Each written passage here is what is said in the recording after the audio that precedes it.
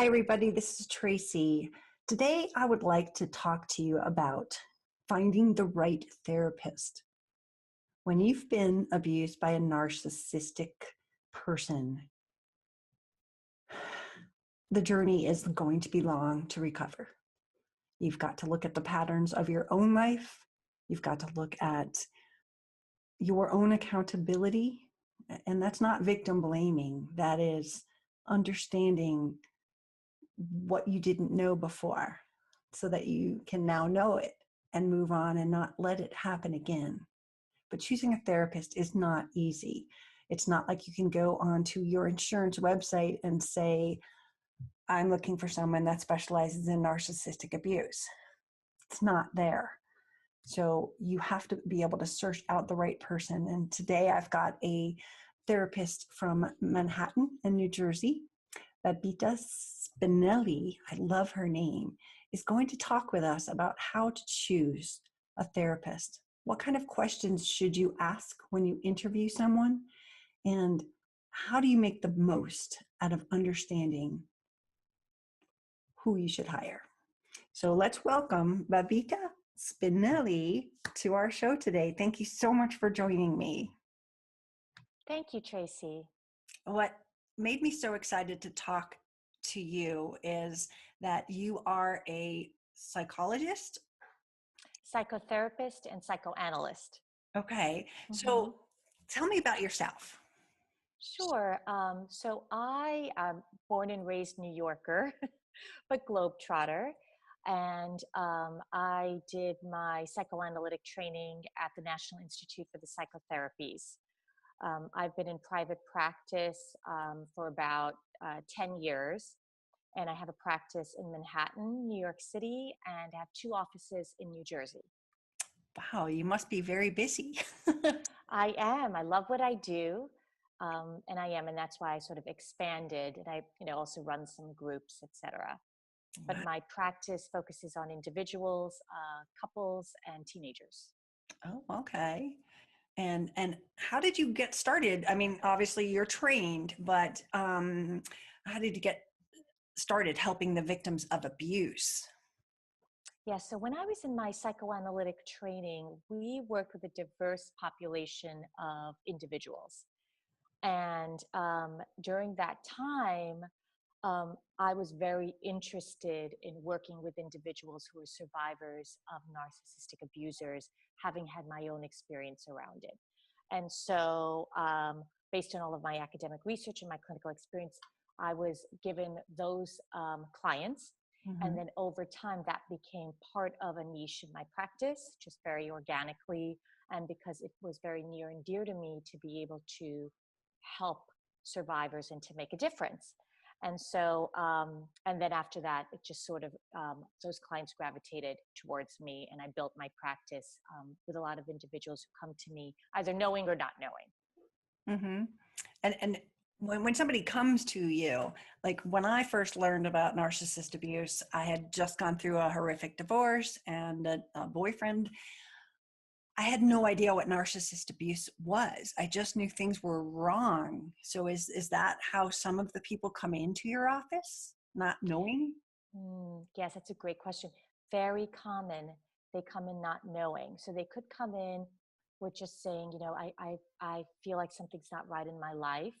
I'm in this really bad relationship. So they might recognize that the relationship is bad, so to speak. I just don't know how to handle it. Maybe you could teach me how to communicate with this person. Or they might come in saying, I have really low self-esteem. I really want to feel empowered. And as we are unraveling their narrative, as we're going through their journey, a recognition of there's some symptoms here that reflect that this person is involved with a narcissist. And we start to get into what is taking place and do some, I would call some psychoeducation of the fact that this is what's going on in their life. And I know a lot of people make the same choices. It's repetitive that you're not just with one narcissist in your life, but sometimes it comes from your family of origin or, your first relationships. And then it becomes so familiar that you don't even know that you're in the same thing again. Yes, I mean, we repeat what we don't repair. So if Mm, we continue in that pattern, we will continuously be drawn to the narcissist. That is sort of what we know, becomes our normalizing pattern. mhm, A narcissist can be very alluring. And so once one has been with a narcissist, you could continue that route until you break the cycle, until you actually are in therapy and seek some professional help. The other aspect of it, Tracy, is if you've come from a family where, let's say, you've had a narcissistic mother or father, and so you've never really experienced, when you've had that experience, how should love show up? mhm, What is a healthy relationship? What are boundaries or non-boundaries? How should I be treated? And so you take that with you, and then you're carrying on in your life, and that's what you end up being drawn to. Again, you don't know any better. mhm. And it's very much unconscious because we're not like going out to a bar and going, I'm going to look for the most evil person here. That you're looking for someone that's charming and all of the characteristics that we all think about, that make a perfect mate. They can pretend to be. And I think that's the biggest thing is when we meet someone, we tell them our story, we tell them our past and what we're looking for. And a narcissist morphs into that, right? Yes, we've got the different masks of the narcissist, right? So they become who we want them to be. Also, there's a sense of the narcissist has a way of reeling an individual in, and it's almost very urgent. So the intensity is very huge, and I think the victim feels loved, taken care of, affirmed, right? They're sort of held on a pedestal. Mhm. And I don't mean to make sweeping statements, but those are very common, common signs, right? Those are very common behaviors. Right. The other part is if someone is a trauma survivor or they've come from a place of trauma, they also are very open to receiving someone who's a narcissist because they Why? may not, well, they haven't healed from their trauma. There may be vulnerability. Mhm. Um, they, let's say they've been a survivor of, let's say, a victim of childhood abuse. Mhm. um, Again, they're very prone to being open to being controlled. They're sort of used to sort of accommodating and pleasing. They're used to blaming themselves for things. And so the person that's been a victim of trauma might be much more open to a non-healthy, narcissist. Mhm. That makes sense. You mentioned some of the red flags along in that sentence. What red flags do you see when people come in and they don't know and they've just spouted out, whoop, whoop, whoop, this is what's going on? Are there red flags that you would say 1, 2, 3? Watch out for these when someone's getting into one of these relationships. Hmm. So it's interesting because in the therapeutic relationship, we are quite careful before we get to that conclusion. However, we're also very aware that there's a spectrum of narcissism. So you've got someone with narcissistic behaviors, and then you have the true narcissist abuser. Mm-hmm. And so when a client comes in, some of the red flags that are like, okay, this is leaning towards someone who's in that spectrum is, first of all, being controlling. Is this person extremely controlling? Second one is, does this person have no room for my client's subjective experience? Does this person not make any room for that person to have feelings, or that their feelings are completely discounted? Mm-hmm. The next one is, are they shamed?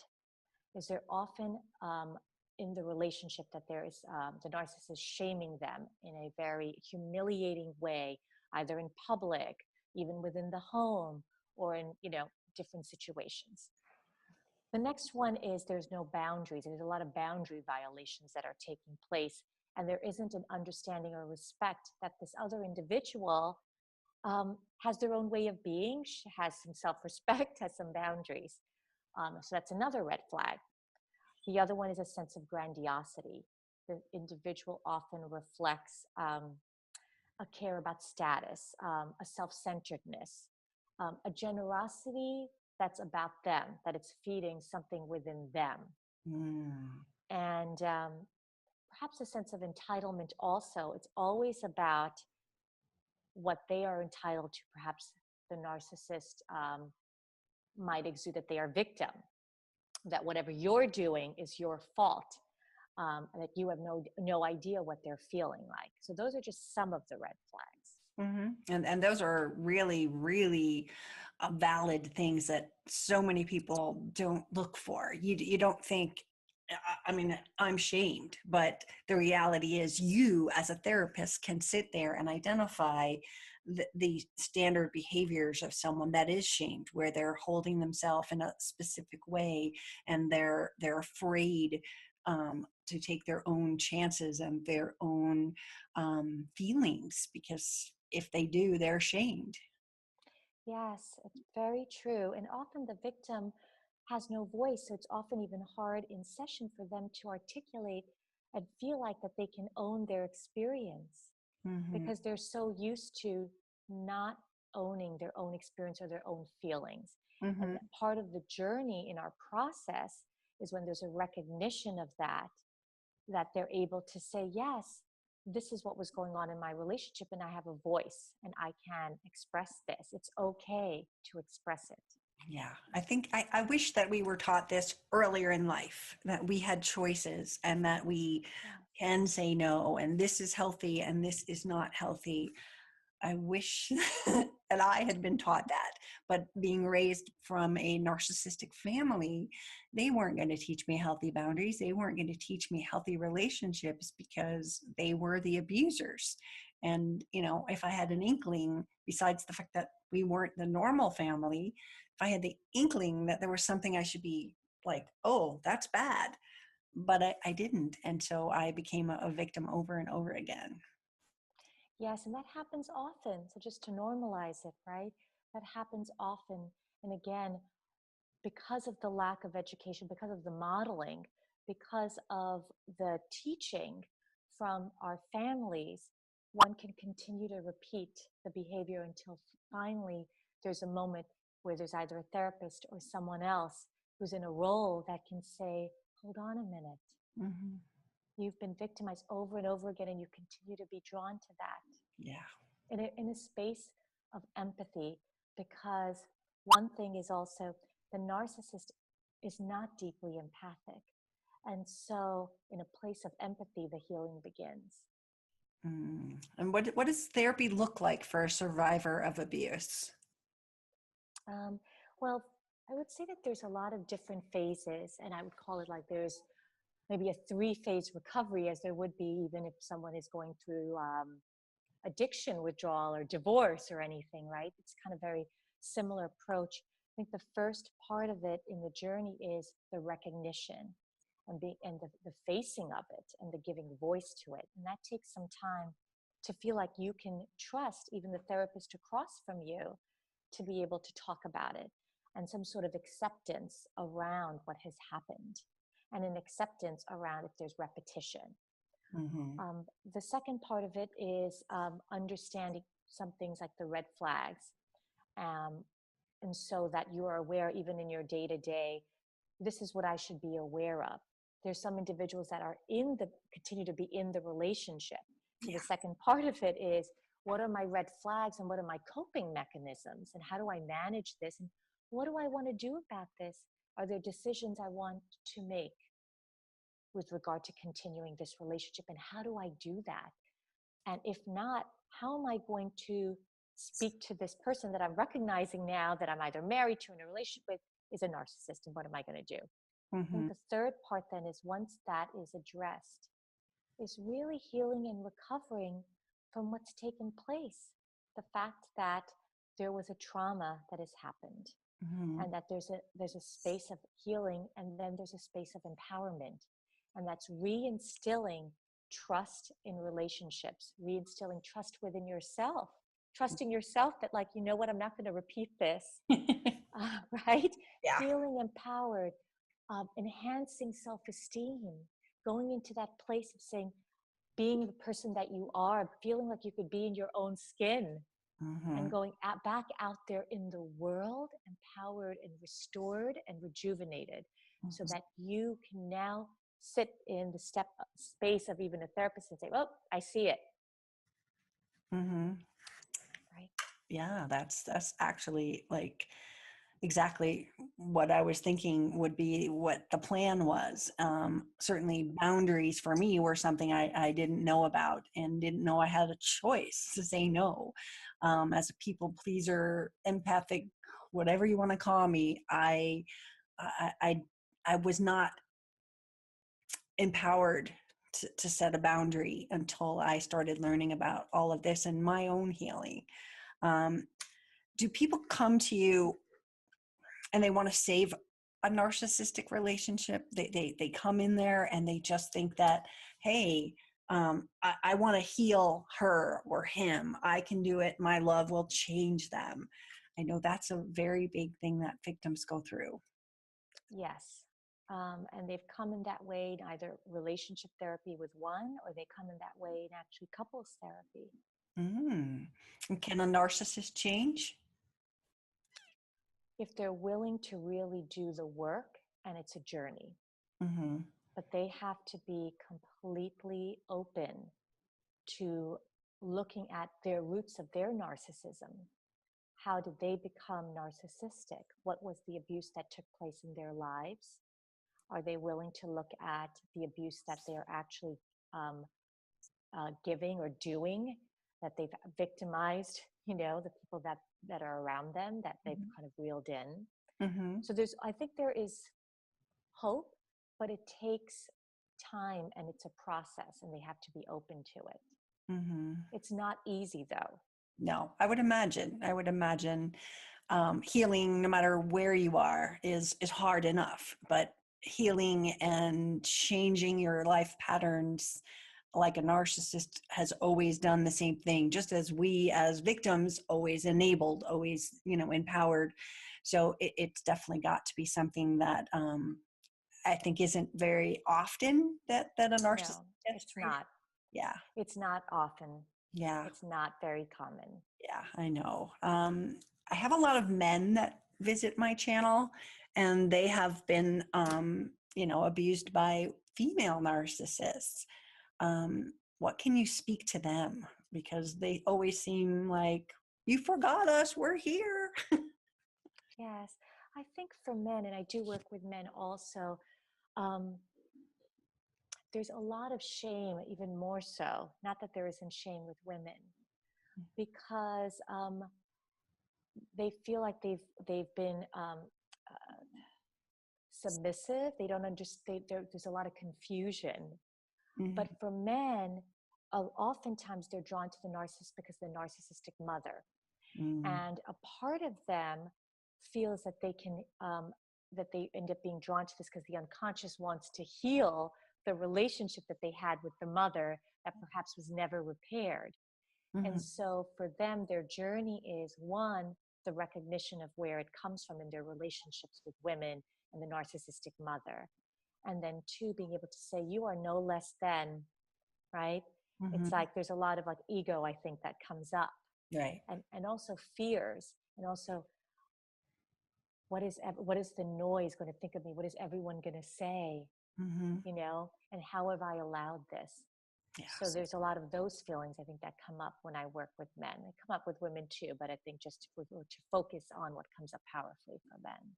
Yeah, I think that the men that I work with as well, the stereotype of them being weak because wait, you're a 6'2" guy and your wife was 5 foot something. You're trying to tell me she's abusive? They have a stereotype that because they're bigger or for whatever reason we compartmentalize their role of a man, and when they are being abused, whether it's Yes. emotionally or physically, I mean, the ones that I know that have been physically abused, it's so embarrassing and so hurtful for them to admit that. Yes, and it's interesting you say that. That comes up powerfully in the divorce groups that I run, Mm-hmm. where in terms of for men, the embarrassment and the shame because they feel like, am I believable? Mm-hmm. Right. And so are people going to think that this, big guy is being abused or was abused? And in their recovery, in this divorce recovery group that I have, narcissism comes up. And that's often very powerful in terms of what's raised by men when they've been, victims of a narcissist and Yeah. they've divorced them. So there's this grieving process, of course, as well, and this relief, but also a lot of processing around that, around weakness, and then around feeling like they can go back out there. Oh yeah, I can see that. So that's a really helpful thing. What I was hoping to ask you is, people come to my channel, come to my website, come to my podcast, and they want to know, how do I pick a therapist that knows about this? Because they really don't put it on their billboard and have it on their door. So what are some questions that they should be asking to know if someone's a qualified therapist in this area? Because there's so many therapists that don't even know about narcissistic abuse. What should they be asking before they make the choice that might be the wrong one? Sure, that's a great question. I think, first of all, they should kind of do a consult with the therapist, and the questions they should ask, for example, are you familiar with narcissism? Can you tell me what you know about it? Mm-hmm. And they should, can you share with me, how do you approach if I were to come to you around therapy, around my relationship, I believe I'm with a narcissist, how would you approach the work? What is your style? Or even just say, how do you approach therapy, Mm-hmm. right? Once they've defined narcissism, if they can define it, right? And then